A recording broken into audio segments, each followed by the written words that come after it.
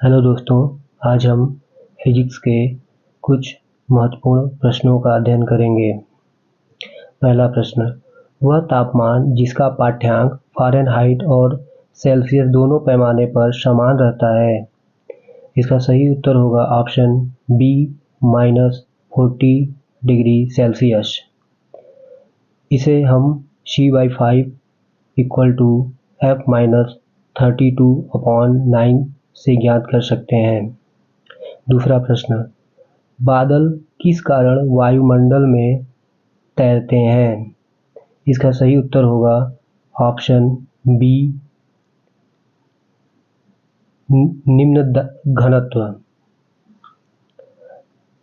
Description, बादल हवा में तैरता है क्योंकि समान आयतन के बादल का घनत्व समान आयतन के सूखी हवा से कम होती है। तीसरा प्रश्न, धातु भट्टियों के अंदर के तापमान को मापने के लिए सबसे उपयुक्त यंत्र कौन सा है। इसका सही उत्तर होगा ऑप्शन ए पायरोमीटर। चौथा प्रश्न, तारों का रंग निम्नलिखित में से किस पर निर्भर करता है। इसका सही उत्तर होगा ऑप्शन ए तारों के तापमान पर।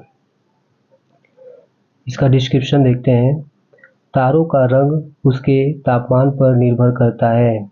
छोटे तारे ठंडे होते हैं जिनका तापमान 3000 डिग्री C से कम होता है और लाल रंग के दिखाई देता है। भारी तारे गर्म होते हैं जिनका तापमान 30,000 डिग्री C से अधिक होता है और इसमें एक नीले रंग चमक होती है।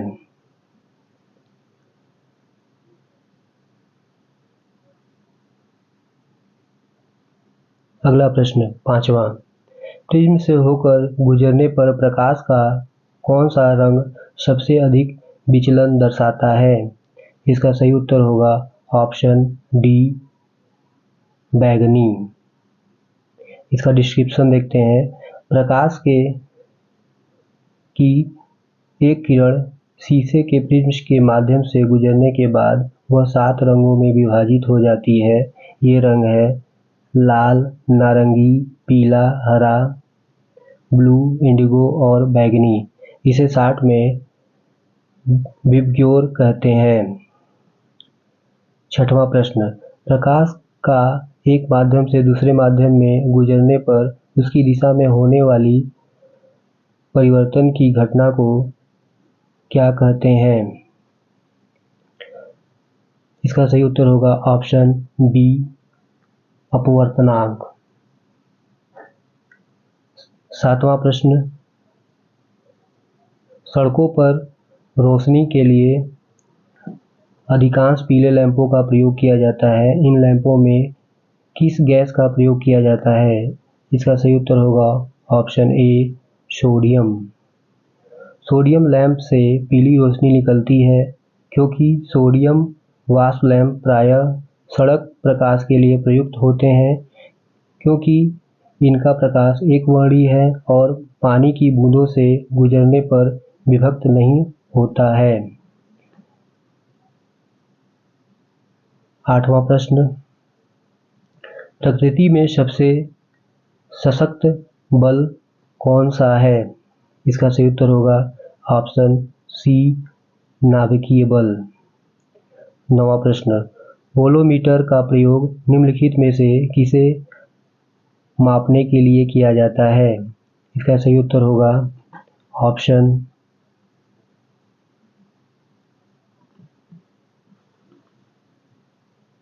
डी तापमान। डिस्क्रिप्शन देखते हैं। वोलोमीटर तापमान पर निर्भर विद्युत प्रतिरोध वाली सामग्री के माध्यम से उज्ज्वल गर्मी विद्युत चुम्बकीय विकिरण को मापने के लिए एक उपकरण है। इसका आविष्कार 1878 में अमेरिकी खगोलशास्त्री सैमुअल पीटरपोंट लैंगली ने किया था। 10वां प्रश्न, न्यूटन के गति का प्रथम नियम किसकी संकल्पना देता है? इसका सही उत्तर होगा ऑप्शन डी, जड़त्व का।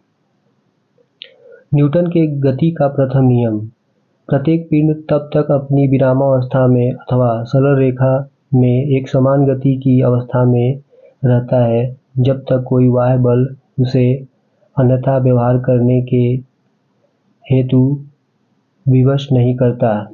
इसे जड़त्व का नियम भी कहा जाता है। अगला प्रश्न 11वां, किस बल के कारण पृथ्वी सूर्य के चारों ओर चक्कर लगाती है? इसका सही उत्तर होगा ऑप्शन बी, गुरुत्वाकर्षण बल। अगला प्रश्न 12वां, ट्रांसफार्मर प्रयुक्त होता है? इसका सही उत्तर होगा ऑप्शन सी, एसी वोल्टेज को ऊंचाई और अपचाई करने के लिए। ट्रांसफार्मर के बारे में देखते हैं। ट्रांसफार्मर एक विद्युत यंत्र है जो एसी सप्लाई की फ्रीक्वेंसी को बिना बदले उसे कम या ज़्यादा करने के लिए इस्तेमाल किया जाता है। इसका इस्तेमाल उन डीसी उपकरणों पर किया जाता है जो कि एसी सप्लाई द्वारा चलाए जाते हैं, जैसे कि एम्पलीफायर, बैटरी चार्जर आदि। अगला प्रश्न 13वां, आवेश का सबसे छोटा मात्रक क्या होता है? इसका सही उत्तर होगा फ्रैंकलिन, ऑप्शन ए। 14वां प्रश्न, किस यंत्र के द्वारा विद्युत धारा का मापन किया जाता है? इसका सही उत्तर होगा ऑप्शन सी, ओमीटर। अगला प्रश्न 15वां, यदि किसी माध्यम का तापमान बढ़ाया जाता है तो उस माध्यम में प्रकाश के वेग पर क्या प्रभाव पड़ता है? इसका सही उत्तर होगा ऑप्शन सी, अपरिवर्तित रहेगा। प्रकाश माध्यम के तापमान पर निर्भर नहीं करता। अगला प्रश्न 16वां, प्रायः मरुस्थलीय क्षेत्रों में मृगमरीचिका बनने का क्या कारण है? इसका सही उत्तर होगा ऑप्शन ए, पूर्ण आंतरिक परावर्तन। मरीचिका विभिन्न घनत्वों की वायु की परतों पर प्रकाश के पूर्ण आंतरिक परावर्तन के कारण होती है। एक रेगिस्तान में दिन के समय में रेत बहुत गर्म हो जाती है और इसके संपर्क में हवा की परत गर्म हो जाती है और हल्की हो जाती है। हल्की हवा ऊपर उठती है और ऊपर से सघन हवा नीचे आती है। 17वां प्रश्न, ऑप्टिकल फाइबर किस सिद्धांत पर कार्य करता है? इसका सही उत्तर होगा ऑप्शन सी, पूर्ण आंतरिक परावर्तन। डिस्क्रिप्शन देखते हैं। ऑप्टिकल फाइबर एक ग्लास और प्लास्टिक से बना एक बहुत पतला फाइबर होता है जिसकी त्रिज्या माइक्रोमीटर के क्रम की होती है। यह कुल आंतरिक परावर्तन के सिद्धांत पर कार्य करता है। अगला प्रश्न 18वां, फ़ारेनहाइट स्केल में पानी का गलनांक बिंदु होता है? इसका सही उत्तर होगा ऑप्शन बी, 32 डिग्री फ़ारेनहाइट। पानी का गलनांक 0 डिग्री सी, केल्विन में 373.15 केल्विन, 32 फ़ारेनहाइट। पानी का क्वथनांक लगभग 100 डिग्री सी, 373.124 केल्विन, फ़ारेनहाइट में लगभग 212 होता है। अगला प्रश्न 19वां, ध्वनि का तारत्व पिच किस पर निर्भर करता है? इसका सही उत्तर होगा ऑप्शन ए, आवृत्ति पर। डिस्क्रिप्शन पहला, ध्वनि का तारत्व उसकी आवृत्ति पर निर्भर करता है। अधिक आवृत्ति वाली ध्वनि का तारत्व अधिक होता है और ध्वनि पतली होती है। जबकि कम आवृत्ति वाली ध्वनि का तारतम्य कम होता है और वह ध्वनि मोटी होती है। दूसरा, ध्वनि का वेग आर्द्रता पर निर्भर करता है। तीसरा बिंदु, ध्वनि की तीव्रता मापने की इकाई डेसिबल है। अगला प्रश्न 20वां, वायु में सर्वाधिक अक्रिय गैस कौन सी है? इसका सही उत्तर होगा ऑप्शन सी, आर्गन, लगभग 1%। 21वां प्रश्न, किलोवाट घंटा किसकी इकाई है? इसका सही उत्तर होगा ऑप्शन बी, विद्युत शक्ति। अगला प्रश्न 22वां, एक धातु के तार में विद्युत का प्रवाह किसके कारण होता है? इसका सही उत्तर होगा ऑप्शन बी, इलेक्ट्रॉन। एंगस्ट्रॉन के द्वारा किसकी माप की जाती है? इसका सही उत्तर होगा ऑप्शन सी, तरंगदैर्घ्य। अगला प्रश्न 24वां, सूर्य पर ऊर्जा का निर्माण किसके द्वारा होता है? इसका सही उत्तर होगा ऑप्शन ए, नाभिकीय संलयन द्वारा। डिस्क्रिप्शन देखते हैं। सूर्य हाइड्रोजन परमाणुओं के परमाणु संलयन द्वारा अपनी ऊर्जा उत्पन्न करता है, जो बाद में हीलियम में परिवर्तित हो जाती है। सूर्य के अंदर होने वाले विशिष्ट प्रकार के संलयन प्रोटॉन-प्रोटॉन संलयन के रूप में जाने जाते हैं। अगला प्रश्न 25वां, आकाश का रंग नीला क्यों होता है? इसका सही उत्तर होगा ऑप्शन बी, प्रकाश के प्रकीर्णन के कारण। वायु डिस्क्रिप्शन देखते हैं। वायुमंडल में धूल तथा जल के असंख्य कण उपस्थित रहते हैं। ये कण नीले रंग के प्रकाश का प्रकीर्णन करते हैं, क्योंकि इसकी तरंगदैर्घ्य सबसे कम होती है, जबकि शेष रंग का प्रकाश अवशोषित हो जाता है, अतः आकाश का रंग नीला दिखाई देता है। अगला प्रश्न 26वां, निम्नलिखित में से किस स्थान पर गुरुत्वीय त्वरण का मान 0 होता है? इसका सही उत्तर होगा ऑप्शन डी, पृथ्वी के केंद्र पर। 27वां प्रश्न, लोलक घड़ियां गर्मियों में सुस्त क्यों हो जाती हैं? इसका सही उत्तर होगा गर्मियों में लोलक की लंबाई बढ़ जाती है, ऑप्शन सी। अगला प्रश्न 28वां, घड़ी के स्प्रिंग में कौन सी ऊर्जा भंडारित होती है? इसका सही उत्तर होगा ऑप्शन बी, स्थितिज ऊर्जा।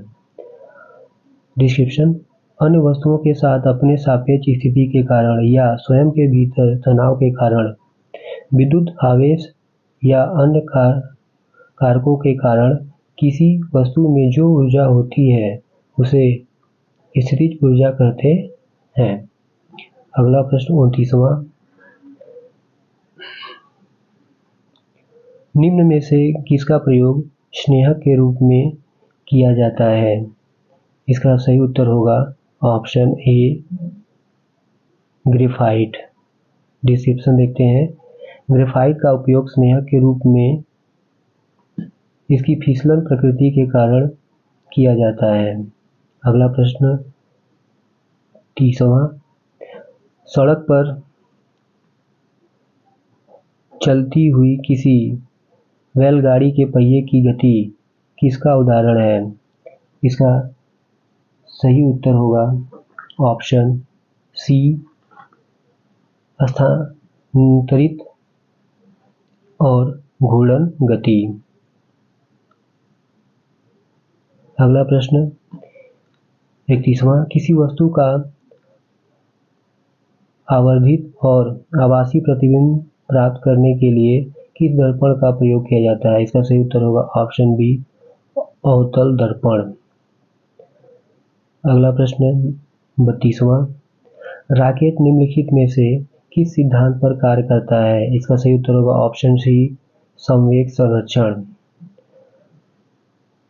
33वां प्रश्न, एक सेल के विस्फोट के बाद अनेक टुकड़े विभिन्न दिशाओं में गति करते हैं। इस दशा में किसका संरक्षण होता है? इसका सही उत्तर होगा ऑप्शन सी, संवेग का। संवेग के बारे में देखते हैं। यदि किसी निकाय पर कोई बाह्य बल कार्य न कर रहा हो तो निकाय का कुल संवेग नियत रहता है। संवेग को न ही उत्पन्न किया जाता है न ही नष्ट किया जाता है, यह केवल एक रूप से दूसरे रूप में परिवर्तित हो जाता है। अगला प्रश्न 34वां, गति का द्वितीय समीकरण किसके बीच संबंध स्थापित करता है? इसका सही उत्तर होगा ऑप्शन बी, स्थिति और समय। इसका डिस्क्रिप्शन देखते हैं। गति का द्वितीय समीकरण S बराबर ut प्लस हाफ at² के रूप में दिया गया है। यह एक निश्चित समय t में किसी वस्तु द्वारा यात्रा की गई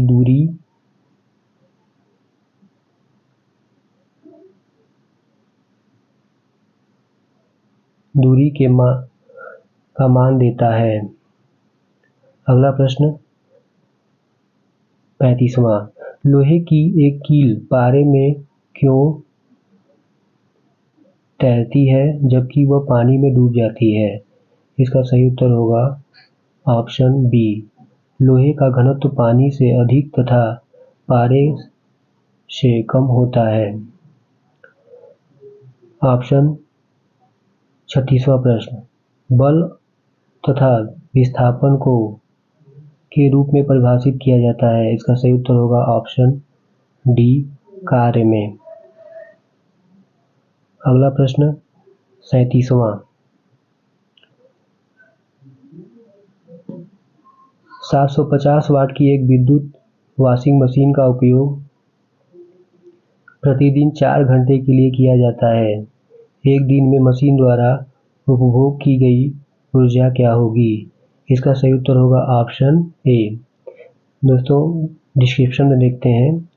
उपयुक्त विद्युत ऊर्जा बराबर विद्युत शक्ति इंटू समय। इलेक्ट्रिक वॉशिंग मशीन की मूल्यांकित शक्ति 750 डिग्री इस्तेमाल किया गया था 4 घंटे तक। तो ऊर्जा की खपत इक्वल टू होता है शक्ति इंटू समय। शक्ति 750 इंटू 4 तो टोटल हो जाएगा 3000 वाट घंटा या 3 किलो वाट। क्योंकि 1 किलो वाट को 1 यूनिट कहते हैं, इसलिए एक दिन में मशीन द्वारा खपत की गई ऊर्जा 3 यूनिट होगी। अगला प्रश्न देखते हैं। यदि बल लगाने पर कोई कार्य न हो तो बल तथा विस्थापन के बीच का कोण क्या होगा? इसका सही उत्तर होगा ऑप्शन सी, 90 डिग्री। कार्य बल और विस्थापन का अदिश गुणन होता है। W = F.S। अदिश गुणन का जब एक्सप्लेन करते हैं, W बराबर F into S into cos theta. यदि थीटा बराबर 90 डिग्री तो cos थीटा बराबर हम जानते हैं कि 0 होता है, अतः कार्य बराबर 0। अगला प्रश्न 39वां, एक आदर्श वोल्ट मीटर की प्रतिरोधकता कितनी होती है? इसका सही उत्तर होगा ऑप्शन बी, अनंत। एक आदर्श स्थिति में जहां वोल्ट मीटर दो बिंदुओं के बीच वास्तविक संभावित अंतर को मापने में सक्षम होता है, वहां से कोई विद्युत नहीं गुजरनी चाहिए और इसलिए इसका प्रतिरोध अनंत होना चाहिए।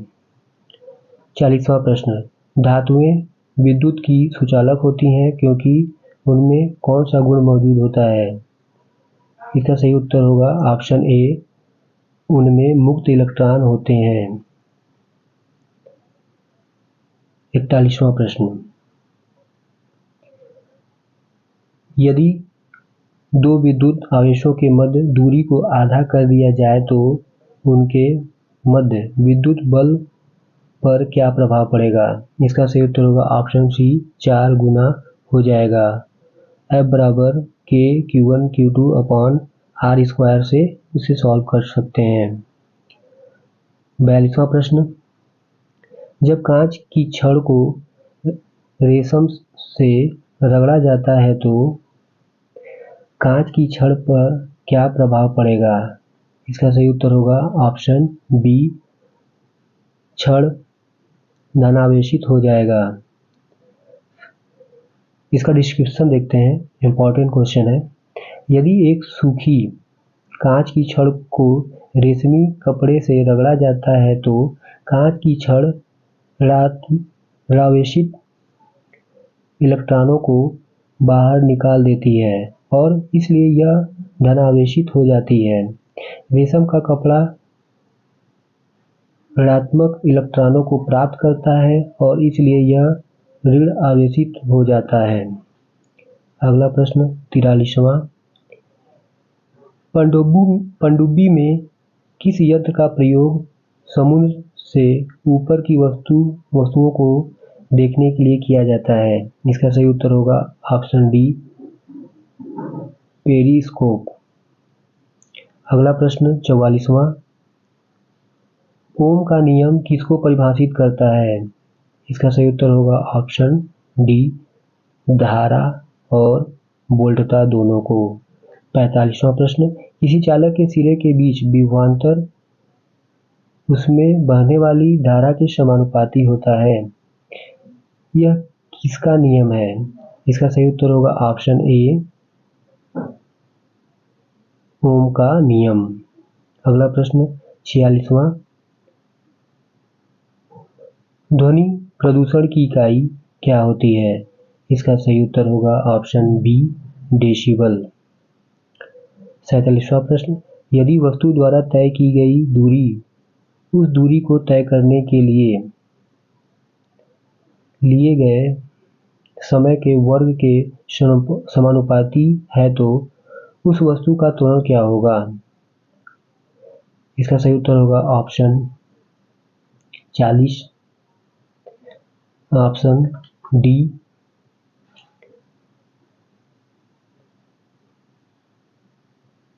अपरिवर्तित रहेगा। 48वां प्रश्न, निम्नलिखित में से कौन सा एक अदिश राशि है? पहले अदिश राशि के बारे में जानते हैं। वे भौतिक राशियां जिनको व्यक्त करने के लिए केवल परिमाण की आवश्यकता होती है अदिश राशियां कहलाती हैं, जैसे दूरी, चाल, समय, क्षेत्रफल आदि अदिश राशियां हैं। तो इसका सही उत्तर होगा ऑप्शन बी, गति, क्योंकि वेग, बलाघूर्ण और विस्थापन ये सभी सदिश राशियां हैं। अगला प्रश्न 49वां, निम्नलिखित में से किस यंत्र का प्रयोग वायु के वेग को मापने के लिए किया जाता है? इसका सही उत्तर होगा ऑप्शन ए, एनीमोमीटर। अगला प्रश्न, पत्थर को ठोकर मारने पर व्यक्ति को चोट लगने का क्या कारण है? इसका सही उत्तर होगा ऑप्शन डी, प्रतिक्रिया। प्रतिक्रिया, जब भी हम किसी वस्तु पे बल लगाते हैं तो वस्तु बराबर और विपरीत दिशा में उतना ही बल लगाता है। इसे न्यूटन का तृतीय नियम से समझा जा सकता है।